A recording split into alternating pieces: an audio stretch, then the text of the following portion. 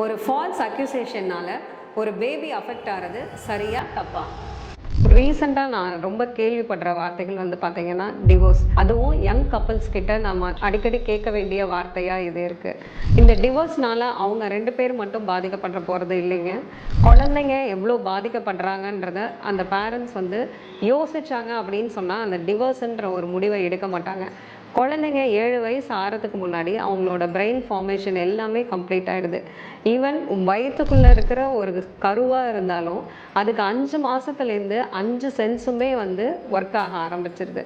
குழந்தைங்களுக்காக நம்ம நிறைய விஷயங்களை வந்து சாக்ரிஃபைஸ் பண்ணுவோம். ஸோ அதுக்காகவாவது உங்களோட பிரச்சனைகளை அப்பப்போக்கி நீங்கள் பேசி தீர்த்துக்கோங்க.